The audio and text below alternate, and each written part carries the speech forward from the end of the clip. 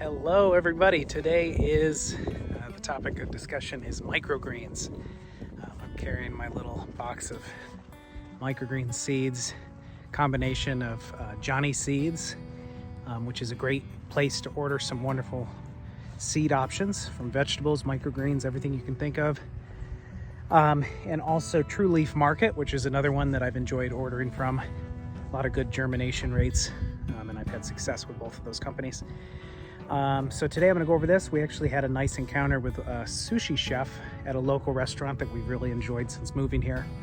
And Sierra kind of brought up that I was growing the microgreens, and he's interested in purchasing from me. So I'm going to get some trays ready. It was something I've been fooling with and enjoying growing, but I think maybe the push from a chef will get me to just kind of make it happen, and that's always nice. That was a relationship we've been building for a while, and it was just nice to find a nice little common factor between us that he could use those for his restaurant. So I'm excited about that. Another thing, as a homesteader, market gardener, especially if you move to a smaller town, ours isn't extremely small, and we live amongst quite a few other towns and whatnot, but Facebook groups, especially local town groups, are extremely helpful and have been since we moved here. Cardboard is a big thing. I'll go into this on another video, but for no dig method, no till, starting your beds and eliminating that grass and the weeds and the perennial weeds with cardboard is very, very effective.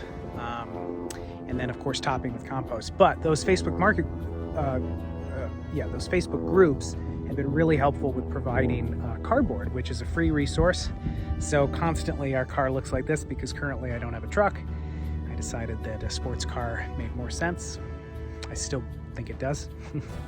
But without the truck, we're loading up the SUV with cardboard. So I'll go into that on another video, but just wanted to show you guys, since I had it all picked up, that this is a wonderful thing to get your hands on for your gardens.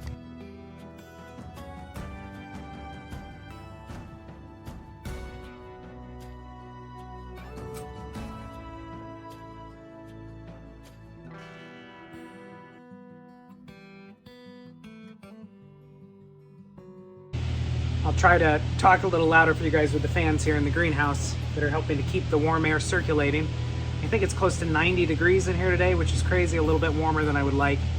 But everything seems to thrive, so I don't force it too much. But microgreens, for those of you who don't know, it's really the same seed and plants that you would grow into full vegetables. But microgreens are really in their first week to 3 weeks of life, just when they're sprouting. In that initial stage, they're incredibly nutritiously and densely packed nutritiously. So they're really, really good for you. You see them in restaurants topping different meals. They're colorful. It can be different combo colors, but everything from radish, broccoli, amaranth, scallions, cilantro, really anything that you can grow very densely in a tray like this, and you're harvesting them at an early age. So I'm going to go ahead and fill up some of these trays and try to get the camera set up here so you guys can kind of see. But again, I just have my wheelbarrow here in the greenhouse. Sierra was picking on me on how I say wheelbarrow. And what I have here is some bought compost while we're still supplementing, mixed with some cocoa coir, which you can buy blocks of at Home Depot. I'm trying different things. You're really looking for something that retains moisture well, so you can do the initial soak and you're really not out here watering every single day. You want it to hold moisture, but you don't want it to be soggy. It's kind of true for anything potted. You want it to drain well, but you also want it to retain. It's kind of a balance, and every plant's a little bit different. That's where your intuition comes in, and learning how each different type of plant is grown and thrives. So one thing as a farmer, I guess you can't be afraid to get your hands dirty, but I think there's a lot of benefits to having your hands in the dirt and being outside and being physical. It's definitely helped my mental health, and it's something that I look forward to doing every day outside. I don't think you have to become a farmer even at this scale or bigger than what I'm doing. I think it's just nice to have your own little garden outside and try some of these things. It's really rewarding to grow your own food, even if it's microgreens, something that has a very short lifespan as far as growing it in a week or so, and you can do it inside on a shelf with minimal lighting or windowsill lighting. You don't need anything fancy. You'll kind of see with myself, I like to go fancy sometimes and maybe spend more than I need to spend. But that's just kind of something that I enjoy doing. I've been lucky enough to have the businesses that I have to provide our income, which makes this gardening and farmers market stuff more of something I don't have to stress about financially. But that's kind of a luxury that we have, and something that I wanted to build upon first before jumping into this.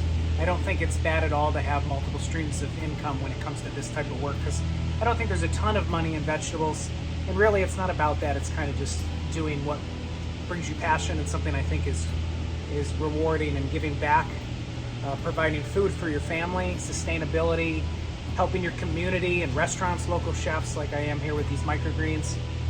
So you got to be passionate about it, but I think there's benefits to fooling with it and trying it. So I'll try to stay on topic here. But so anyway, we're filling these trays about to the top like that. And then I have an assortment of seeds here. One of the ones that Chef Elvin wanted me to prepare was cilantro, which I believe I have. I was pretty positive I got cilantro. I have chard, I have radish, I have basil, amaranth, arugula. Maybe I didn't get cilantro. I know I have some inside, but you know what? We'll start with the chard and beet mix, just for fun, because I haven't tried that one. And again, these are great for at home, in salads, on top of your meals, just for fun and color. But also sometimes I just grab a handful of them and eat them plain, just for their nutrients. And each one is planted just a little bit differently, but again, this is kind of a very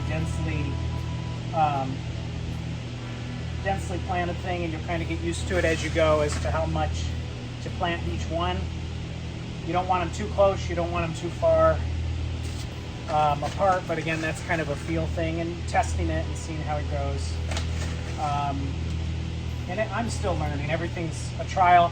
I think some advice I heard early on with microgreens is to start with separate mixes or separate individual plants instead of the mixes, is what I'm trying to say, so that you can learn how each one individually grows, not to overwhelm yourself, instead of mixing them all into one deal. I think I just heard a crow outside and it scared the heck out of me. So beets and chard, that's kind of a mix they sold. I'm sure they grow similarly. So basically at this point, you really don't even need to cover these. Now I've seen a few different things done with the microgreens as far as putting another tray on top. First I'm going to water this and soak it real well. I'll move it over to the rack to do that.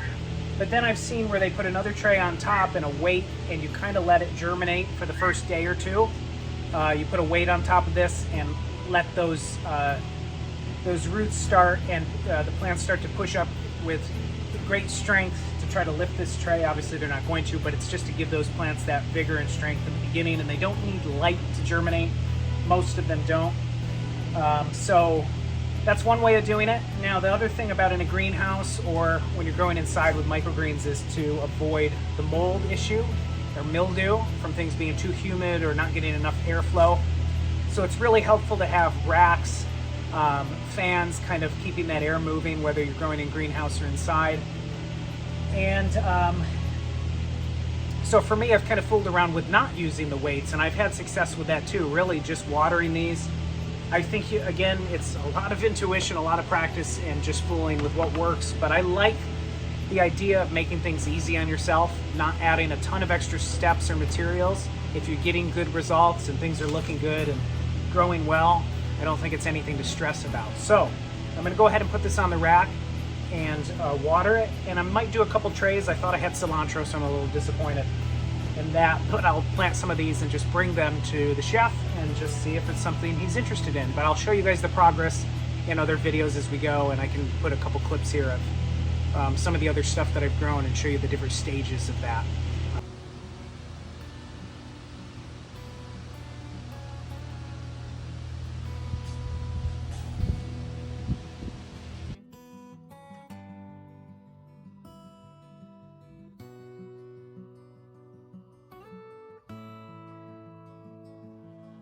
Go ahead and show you guys with the water. You want to give everything a really good soak. Sometimes you can soak the soil prior to planting the seed too, so everything kind of stays in place a little bit better. But this initial soak is the one you really want to get things nice and moist.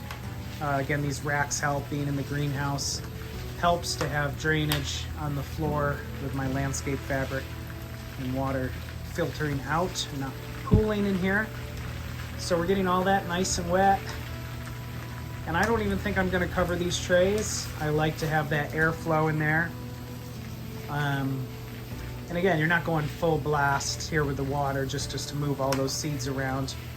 But you just want to give everything a really good soak. And then the rule of thumb that I found is not to water again until the top of the soil really starts to look kind of dry. You don't want things to dry out by any means, but seeds don't need to be sopping wet during germination. They just need that initial soak to kind of get started, and they really don't even need this daylight, but there's no harm in having that and having the airflow. We have this fan up here that keeps things moving, and then I have a vent in the front and 2 exhaust fans in the back of the greenhouse too. And then we did put a shade cloth. My dad helped me put a shade cloth on top that rolls down in the summer, which cuts, I think that's 30% of the sunlight coming through. So that's been helpful. But yeah, that's that. So now that everything's nice and wet, we're gonna give that a couple days, and honestly, you should start seeing these pop up within a couple days, and then between 7 to 10, 21 days tops. But that's for just certain varieties of seed. These ones grow pretty quickly. And then you harvest them with a sharp knife right at the base, package them, and I'll show you guys that process as I continue through everything. And then we'll show them to the chef and see what they think. Another thing I wanted to mention with the microgreens, in the beginning I do take another tray on top of it and press the soil down to try to compact that as much as I can so that there's a nice firm base for those seeds to grow into.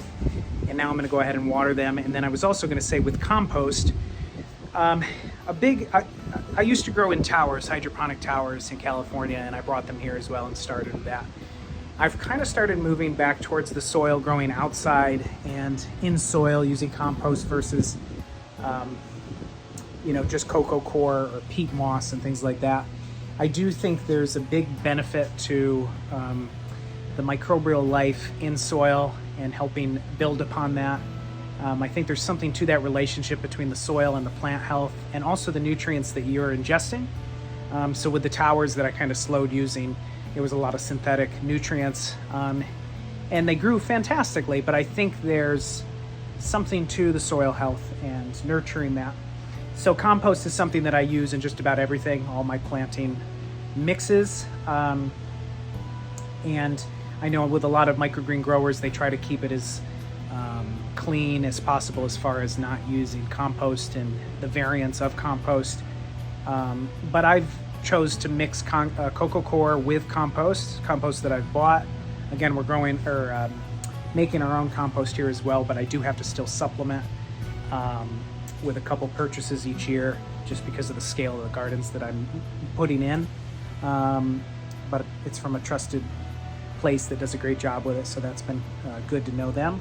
Something else I think is worth noting with the microgreens is you obviously want that temperature to be there for germination. So on these cold nights in spring and in the winter, inside is a great option because you really want to get that between, I think it's like 68 degrees to 75, 80 degrees. I could be a little off on that, but that's kind of what I try to aim for. So here in the greenhouse, even this time of year, obviously in the day it's like 90 degrees in here, but at night it gets chilly still. We're still getting down to the 40s, 50s at night. In this greenhouse, excuse me, doesn't stay much warmer than that.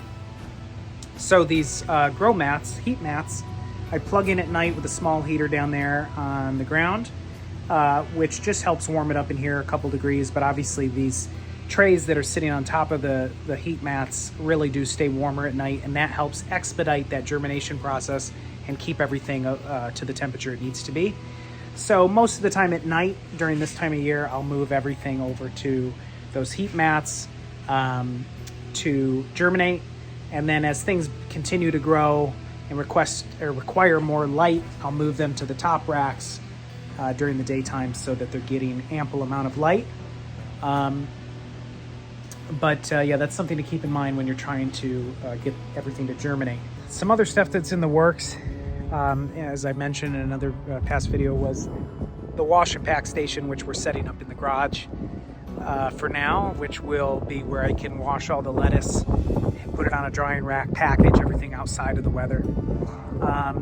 But I'm also spending some time cleaning up around the greenhouse here and gonna lay some landscape fabric to kind of keep the weeds down. And on the back side, where sun is limited throughout the day, it's on the north facing side of the greenhouse, we're going to put another wash bin and rack so that just stepping out of the garden here, I can easily throw some carrots and beets and anything I need into that wash bin with a hose, wash those, place them on the rack to dry, probably put another fan above.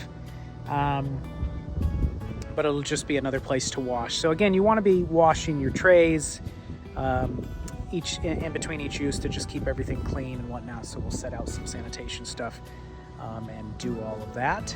And yeah, so the infrastructure is slowly coming together, but you just do one thing at a time. You try to anyway, and slowly start to watch everything come together.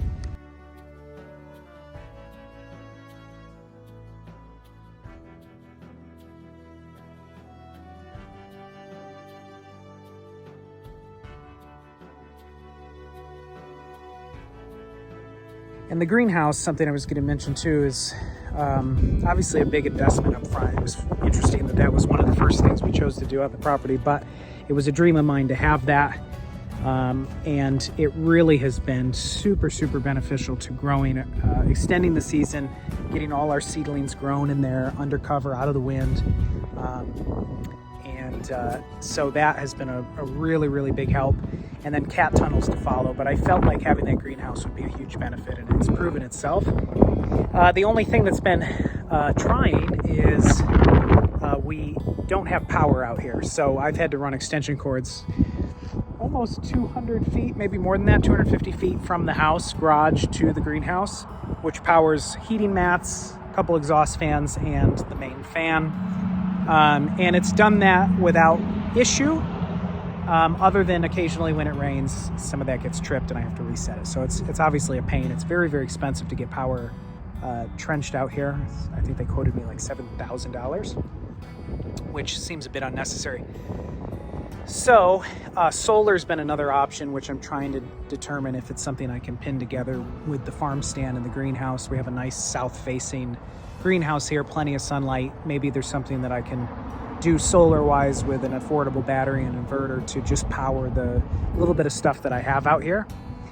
So that's kind of a goal down the line, and also maybe having a battery that is movable. EcoFlow has some really cool units that can go from here as needed on an emergency basis to the house to power chosen breakers like our well pump and lights and things like that, refrigeration as needed just on an emergency basis. So I feel like that's another thing that would be worth investing in.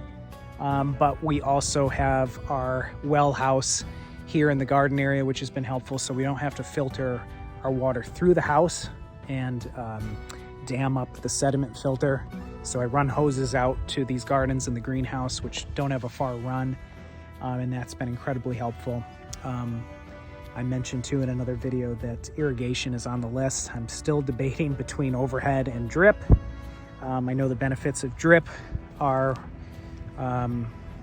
really great as to not soaking those plants and avoiding mildew, and some plants don't like to be wet from above. But the way I've set up my gardens, width and lengthwise, it's a little challenging. So I'm debating between the overhead. But either way, irrigation is extremely important because it's just saving you hours and hours of time. When I can have those on an automatic timer and be watering those beds daily in the morning before I'm even maybe out of bed, let's say, that would be extremely beneficial. So that's something on the list. And you're just thinking of things each year that you can slowly implement that are going to save you time. Sometimes those investments of money are well worth it when you think of the time and energy saved. Your time is your most valuable asset, not just the money that you're making. So I believe that buying yourself daily freedom when you can spend that time with your family and doing the things you enjoy, which for me, this is really not work. This is just my joy. So my ability to do this, things that I spend my money on to be able to do this more often and spend time with my family are well worth those investments. So that's just something to keep in mind.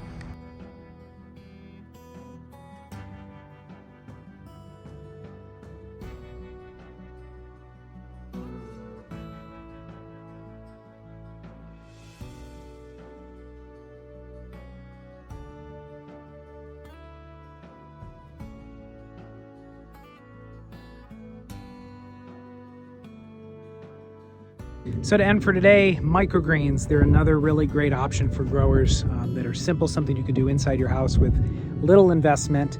Again, just the racks, the lights, or if you have the natural light greenhouse, that's great. Your trays, some type of soil medium, and they grow very quickly. So if you have that water and that airflow and those things there, then you can get started with that. And it's just trying to find out where you can sell it. I think that's an important caveat to this. So building relationships with restaurants obviously is great, but it's a great addition to your kitchen for your family. A very nutrient dense food and a lot of flavor packed into them that you can top your dishes with. So there's that option. And then obviously if you're into the farmer's market or you're into doing a farm stand and things like that, there's a lot of benefits to growing microgreens inexpensively and quickly. And there's a lot of options of what you could grow. So I'll keep sharing more on microgreens and what I do with them as we go. It's not going to be my sole, the only thing that I do here as far as what I grow. I'm very interested in what I'm growing outdoors, vegetable wise, in the farm stand, but it's something that I'm going to keep fooling with and see how it goes step by step. So thank you guys for watching, and more to come.